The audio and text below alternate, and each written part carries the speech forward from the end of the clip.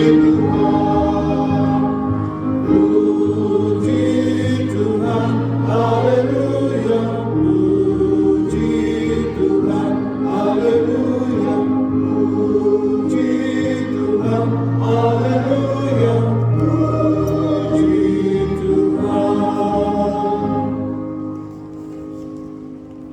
Alkitab hari ini terambil dari Injil Lukas pasal 5 ayat 1 sampai dengan ayat 11 yang menyatakan, pada suatu kali Yesus berdiri di pantai Danau Genesaret, sementara orang banyak mengerumuni dia hendak mendengarkan firman Allah. Ia melihat dua perahu berlabuh di tepi danau. Nelayan-nelayannya telah turun dan sedang membasuh jalannya. Ia naik ke dalam salah satu perahu itu, yaitu perahu Simon, dan mengingat dia mendorong perahunya sedikit jauh dari pantai. Lalu dia duduk dan mengajar orang banyak dari atas perahu. Setelah selesai berbicara, ia berkata kepada Simon, "Bergeraklah ke tempat yang dalam dan tebarkanlah jalanmu untuk menangkap ikan." Simon menjawab, "Guru, sepanjang malam kami telah bekerja keras, tetapi tidak menangkap apa-apa. Namun karena perkataanmu itu, aku akan menebarkan jalan." Setelah mereka melakukannya, mereka menangkap sejumlah besar ikan, sehingga jalan mereka mulai koyak. Lalu mereka memberi syarat kepada teman-temannya di perahu yang lain, supaya mereka datang membantunya. Mereka pun datang. Lalu kedua perahu itu mereka isi dengan ikan hingga hampir tenggelam.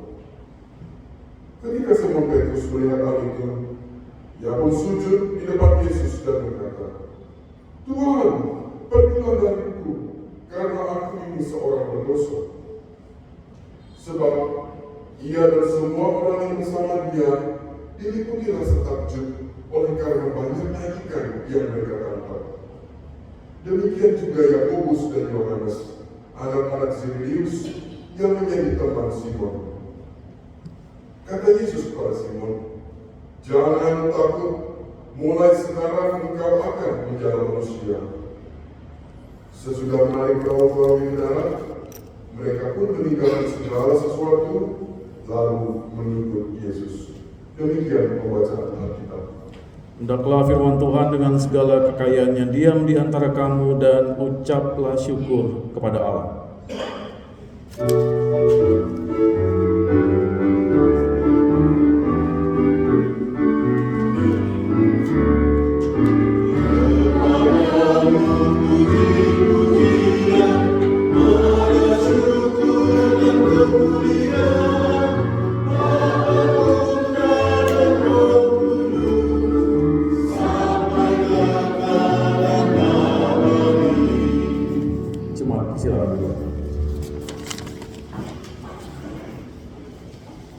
Selamat sore, Shalom. Sekali lagi Bapak Ibu, Shalom. Bapak Ibu apa kabar? Sehat? Puji Tuhan. Panas? Oke. Ya. Ya, Bapak Ibu Saudara yang dikasihi oleh Tuhan Yesus Kristus,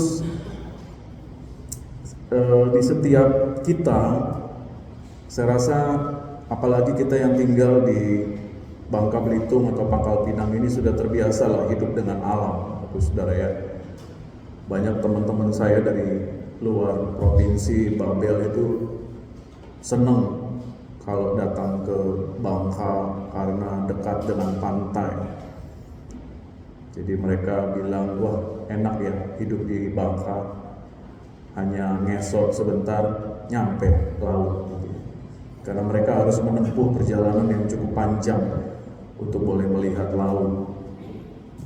Kita terbiasa hidup berdampingan dengan alam.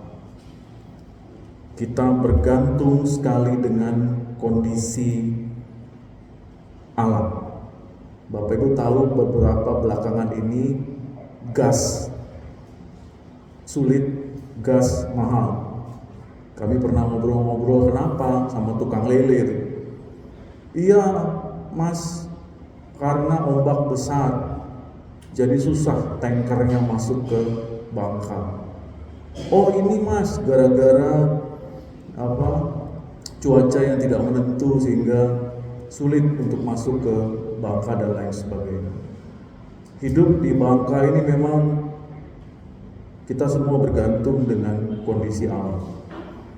Kalau cuacanya buruk, barang-barang ada yang harganya naik dan sulit untuk didapatkan.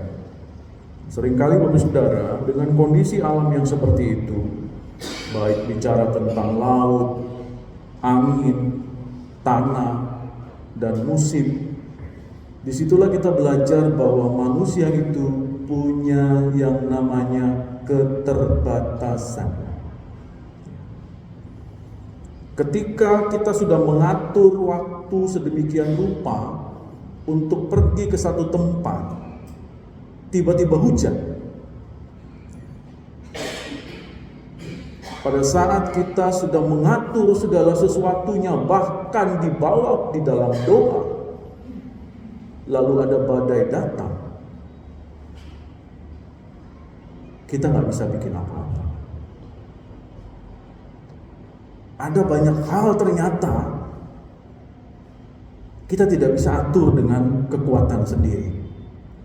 Dan itu kita dapatkan sebuah pelajaran pada saat kita berhubungan dengan alam. Bapak Ibu kalau pergi ke Jakarta, Jakarta banjir, Bekasi banjir, Pangkal Pinang kering. Orang-orang bilang, iya Pak, awannya kena tiup. Ya, hebat dia ilmu orang Bangka nih, ditiup awan itu. Sehingga awannya numpuk di Jakarta. Manusia punya keterbatasan karena dia berdampingan dengan alam. Nah, firman Tuhan di dalam Lukas 5 ayat 1 sampai 11 ini, Saudara, membawa kita kepada sebuah peristiwa yang sangat penting ketika Yesus menyatakan kuasanya bukan hanya atas manusia, tetapi juga atas alam ciptaannya. Udah biasa tuh kita baca kalau Yesus berhubungan dengan manusia-manusia, tapi kali ini berbicara tentang hal yang lain, yaitu atas alam ciptaan. Kita lihat Bapak Saudara, Yesus pada saat itu berdiri di tepi Danau Genesaret. Orang banyak berdesakan ingin mendengarkan firman Tuhan. Jumlahnya nggak sedikit Bapak Ibu. Nah, pada saat itu Yesus melihat di dekat sekitar danau itu ada nelayan yang sedang membasuh jalan mereka. Membasuh itu sedang membersihkan jalan mereka. Kalau mereka sedang membersihkan jalan, itu berarti mereka sudah selesai pulang dari pekerjaannya untuk menangkap ikan. Dan itu mereka lakukan semalam suntuk, artinya semalaman. Lalu saatnya mereka membersihkan jalan itu.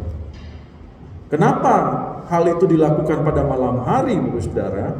Karena memang waktu malam hari adalah waktu yang terbaik untuk menangkap ikan. Nelayan tahu tuh, kesehariannya memang seperti itu. Mereka tahu arah angin, mereka tahu suhu air, mereka tahu kebiasaannya ikan. Sampai sebegitunya gitu. Mereka sudah berpengalaman untuk menangkap ikan. Sehingga waktu yang terbaik adalah di malam hari.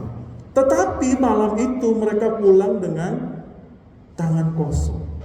Enggak ada satupun ikan yang tertangkap. Kehadiran Yesus pada saat itu datang kepada mereka. Kita bisa lihat, Saudara, Yesus tidak datang kepada para nelayan itu lalu menghakimi mereka, kan tidak. Tidak ada satupun kalimat di situ berkata bahwa kalian sih kurang iman. Enggak ada. Yesus juga tidak berkata bahwa kalian sih nggak becus kerjanya, nggak ada. Tetapi yang Yesus justru lakukan adalah dia naik ke perahu Simon, lalu dibilang apa? Minta supaya perahu itu didorong sedikit agak ke tengah danau. Oke? Dan dari atas perahu itulah Yesus mengajar orang banyak. Jadi perahu yang dipakai oleh Yesus itu malah dijadikan sebuah mimbar oleh Yesus. Ini menjadi sebuah tafsiran yang cukup menarik bagi saudara, bahwa kita belajar satu hal yang sangat indah.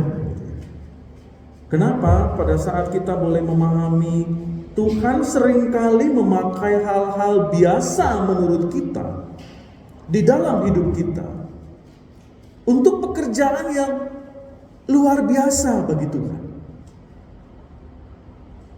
Dan itu sering kali kita tidak sadari. Ya, kami ini hanya guru sekolah minggu lah, biasa-biasa lah. Ya, kami ini hanya pajak nyanyi inilah jadi pro kantor. Ya, kami ini hanya ibu rumah tangga. Ya, kami ini hanya lansia. Bapak Ibu, Tuhan tidak selalu minta sesuatu yang amazing gitu ya, spektakuler gitu. Tapi terkadang hal-hal yang kecil yang kita punya, yang kita pakai dalam keseharian kita, bahkan menurut kita itu adalah hal yang kecil, biasa-biasa, lumrah, ternyata Tuhan bisa pakai secara luar biasa loh Bapak Ibu. Jangan pernah mengecilkan pekerjaanmu. Ya, kerjaanku hanya fotokopi di kantor, hanya supir, hanya ABC. Coba sesekali kalian tidak usah masuk. Apa yang terjadi dengan kantor itu? Semua pada nyariin, semua kelabakan.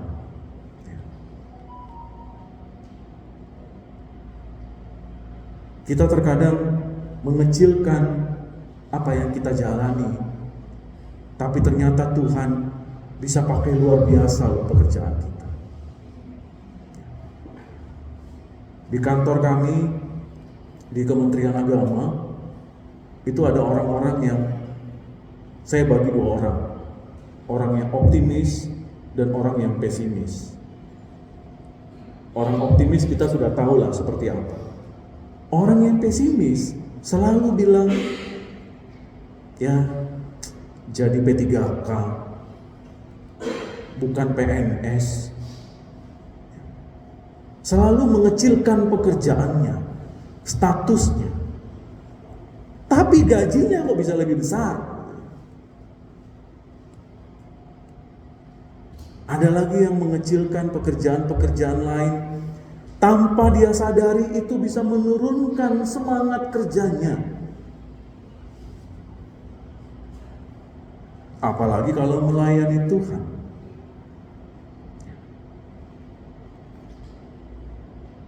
Belajarlah apa yang dilakukan Yesus kepada para nelayan. Perahu itu dipakai menjadi mimbar. Pekerjaan nelayan itu dipakai oleh Yesus untuk memberitakan kebenaran firman. Di sini kita bisa belajar ketika hidup kita diserahkan seluruhnya kepada Tuhan, maka hal yang biasa menurut kita itu bisa dipakai untuk kemuliaan Tuhan. Amin. Bapak Ibu harus yakin atas apa yang Bapak Ibu lakukan, atas apa yang Bapak Ibu saat ini jalani. Jangan pernah mengecilkan sesuatu yang Bapak Ibu tekuni, yakini, yang memberikan hidup sepenuhnya kepada keluargamu. Jalani dengan sungguh-sungguh, jalani dengan penuh tanggung jawab. dengan semangat yang tinggi. Apalagi melayani Tuhan. Itu harus double, bahkan triple gitu. Jangan pernah bersungut-sungut melayani Tuhan. Gak ada rumusnya begitu. Capek Pak Pendeta jadi guru sekolah minggu. Kenapa? Gak pernah dihargai sama anak-anak. Menamai dia anak-anak. Anak-anak kecil, anak-anak TK tuh, kalau kita ngajar jadi guru sekolah minggu Bapak Ibu, kita ngomong A, B, C, dia orang sampai Z. Tapi memang macam tuh anak-anak tuh. Emang begitu. Tetapi kita terus belajar. Lalu kita menjadi guru sekolah minggu yang berkenan di hadapan Tuhan. Nah, setelah selesai mengajar, apa yang dikatakan Yesus kepada Simon Petrus, Bapak Ibu? Bertolaklah ke tempat yang dalam dan tebarkanlah jalamu untuk menangkap ikan. Di sini starting point-nya Bapak Ibu. Perintah Yesus sudah mulai gak masuk akal. Kenapa? Simon ini adalah nelayan profesional. Ya, ibarat ChatGPT Pro. Nah, Simon ini nelayan pro. Yesus itu adalah guru agama. Tahu apa tentang ikan gitu kan? Secara logika Simon ini jauh lebih paham soal ikan dan lain-lainnya. Mereka juga sudah bekerja semalaman, mereka sudah capek, dan posisi pada saat itu hari sudah siang, waktu yang sangat tidak ideal untuk menangkap ikan. Tetapi apa yang Yesus lakukan? Bertolaklah ke tempat yang dalam dan tebarkanlah jalamu. Tapi saya senang karakternya Simon Petrus ini, Bapak Saudara. Apa yang dia lakukan? Dia berkata dengan jujur, "Guru, telah sepanjang malam kami bekerja keras dan kami tidak menangkap apa-apa." Kan begitu kan tulisannya tadi? Petrus tidak menutupi kekecewaannya. Dia jujur di hadapan Tuhan. Tetapi kalimat Petrus tidak berhenti di situ, Bapak Ibu. Ada kalimat selanjutnya dengan kalimat yang sangat penting. Itu adalah kalimat iman. Tetapi karena engkau menyuruhnya, aku akan menebarkan jala juga. Kenapa saya bilang Bapak Ibu ini penting? Inilah titik peralihan iman. Simon Petrus dia memilih taat pada saat dia tidak mengerti.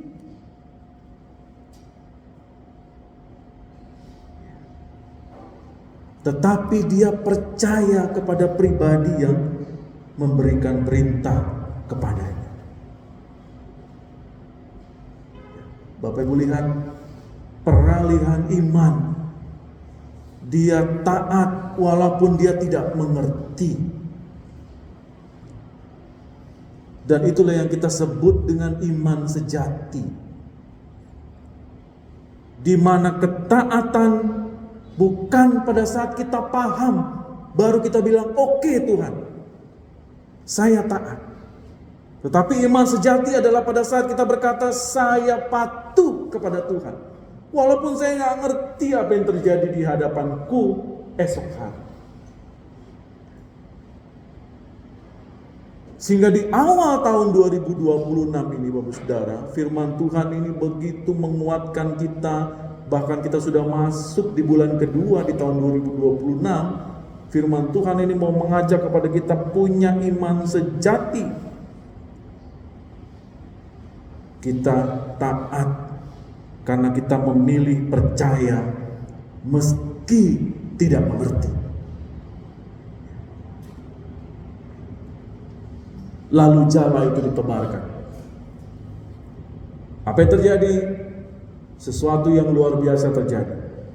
Ikan tertangkap begitu banyak sampai jala itu hampir koyak dan perahu itu hampir tenggelam.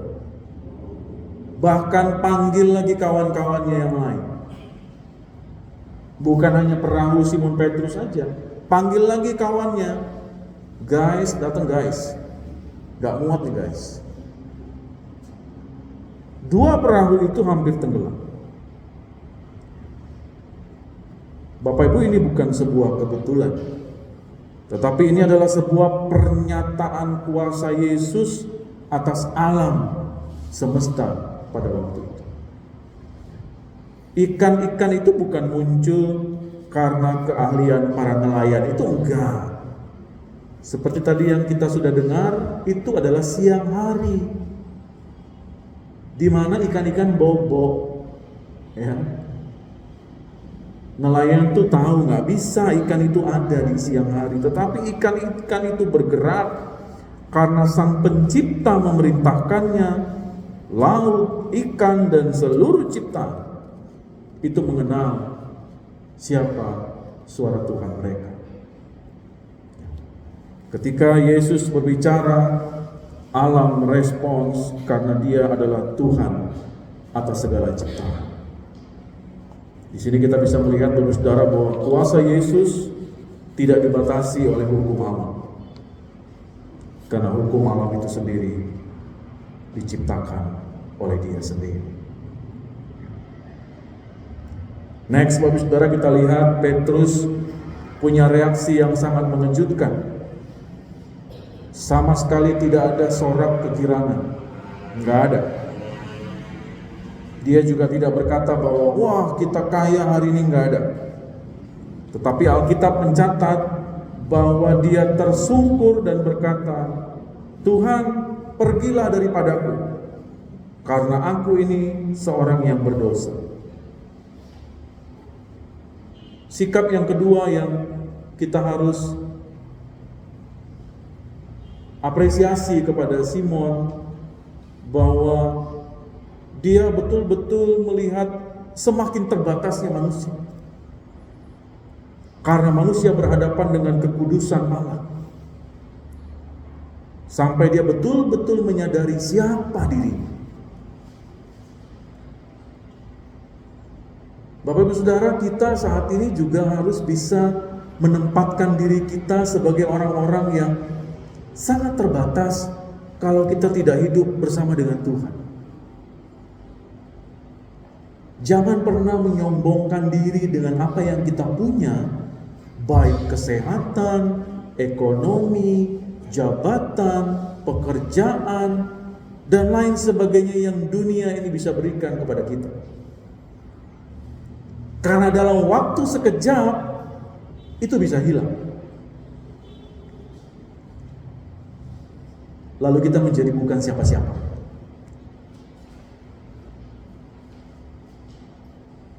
Dan kita tidak bisa bikin apa-apa. Lalu bagaimana kita menghadapi dunia? Karena kita tidak berjalan bersama dengan Tuhan. Sekali kita jatuh, sekali kita tidak mampu, kalau kita tidak berjalan bersama dengan Tuhan, habis kita. Berkali-kali saya sampaikan di mimbar ini, peristiwa COVID mengajarkan kita banyak hal.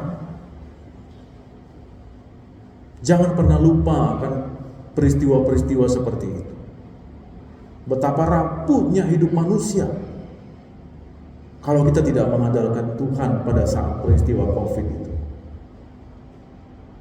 Banyak orang yang stres, banyak orang yang ambruk ekonominya, banyak orang yang meninggalkan keluarganya, dan lain sebagainya. Efek dominonya itu kemana-mana. Tetapi anak-anak Tuhan bisa survive sampai hari ini, karena dia menyadari keterbatasannya, bahwa tanpa Tuhan kami bukan siapa-siapa. Dan firman Tuhan ini juga mengajak kepada kita, apa yang dilakukan Tuhan kepada para nelayan itu pada saat itu. sampai dia berkata, "Pergilah daripadaku Tuhan, karena aku ini orang yang berdosa. Aku gak layak di hadapan Tuhan." Tetapi Yesus selalu berkata kepada Petrus, "Jangan takut. Mulai dari sekarang engkau akan menjadi penjala manusia." Yesus tidak hanya memberikan kepada mereka, Bapak Saudara, tetapi Yesus memberi arah hidup yang baru. Yesus mengubah nelayan menjadi murid, yang dari pekerja laut menjadi pelayan kerajaan Allah.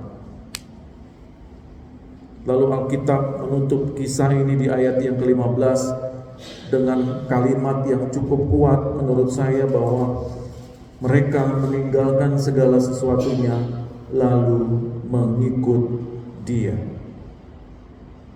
Ini adalah sebuah respon sejati terhadap kuasa Tuhan. Cerita ini bukan hanya sekedar kita kagum, wah fantastis, bagus banget ceritanya, tetapi di balik itu ada sebuah statement dari mereka berkata, "Kami mau mengikut Tuhan." Bapak Ibu punya banyak cerita kehidupan yang fantastis, cerita yang begitu wah, hidup bersama dengan Tuhan, sembuh dari penyakit, lepas dari keterpurukan ekonomi, bisa survive dari keterpurukan dalam rumah tangga, dan lain sebagainya. Tapi kapan kita bisa berkata, "Aku mau ikut Tuhan, aku mau taat kepada Tuhan, aku mau setia kepada Tuhan, aku mau melayani Tuhan"? Ini menjadi sebuah perenungan bagi kita bersama, Saudara, di mana kisah ini mengajarkan kepada kita bahwa Yesus berkuasa atas alam ini, atas keadaan kita, Bapak Saudara, atas masa depan kita hari ini dan hari-hari yang seterusnya. Apapun yang hari ini kita merasa bahwa tidak terkendali, ekonomi, pekerjaan, pendidikan, keluarga, kesehatan, dan lain sebagainya, ingatlah semuanya itu ada di bawah otoritas Kristus. Jadi Bapak Ibu harus tempatkan Kristus di atas segalanya. Kalau Bapak Ibu bilang, "Pergumulan kami berat, Pak Pendeta." Tuhan kita lebih hebat.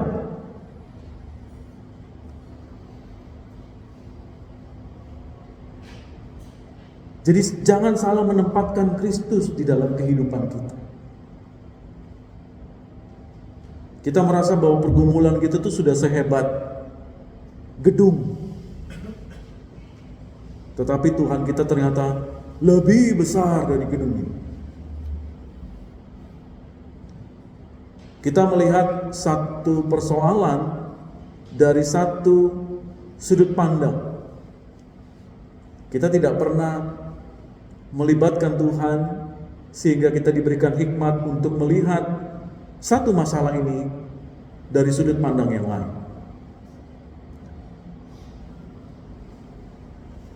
Dan kita diajak di tahun 2026 ini untuk lebih berhikmat, untuk lebih bijak.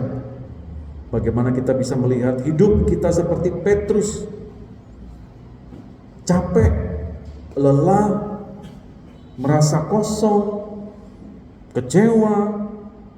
Tetapi firman Tuhan mengingatkan kepada kita bahwa satu firman dari Yesus di dalam peristiwa ini mengubah kelelahan mereka yang penuh dengan kegagalan mendapatkan ikan menjadi pagi hari yang penuh dengan kesaksian.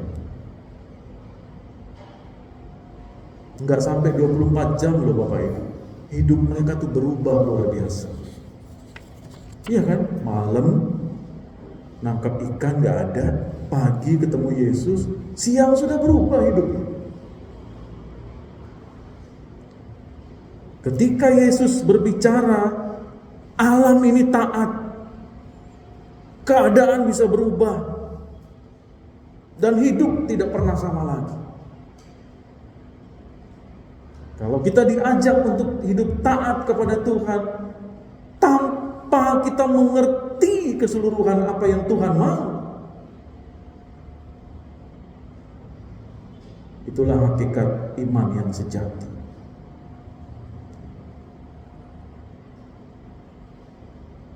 Tuhan, saya nggak tahu apa solusinya, apa jalan keluarnya nggak tahu.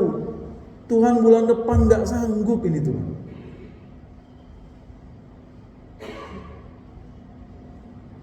Tuhan tuh bisa pakai cara-cara yang nggak pernah tahu gitu, tiba-tiba ada aja. Bapak Ibu pernah mengalami kayak begitu? Pasti pernah. Ada aja. Bahkan yang nggak kepikiran sama kita, Tuhan kasih. Luar biasa. Selama kita mengandalkan Tuhan, kita berdoa kepada Tuhan, kita minta sama Tuhan, maka Tuhan kasih banyak hal untuk kita boleh memahami situasi itu. Mari Bapak Saudara, kita menyerahkan perahu hidup kita, sama seperti Simon serahkan perahu mereka kepada Tuhan. Mari kita belajar taat, meski kita tidak selalu mengerti apa yang Tuhan mau. Dan mari kita percaya bahwa Yesus yang berkuasa atas danau Genesaret adalah Yesus yang sama, yang berkuasa atas hidup kita hari ini dan hari-hari yang berikutnya. Kiranya firman Tuhan ini menguatkan iman kita dan membawa kita semakin dekat kepada Tuhan. Amin. Mari Tuhan Yesus memberkati. Amin.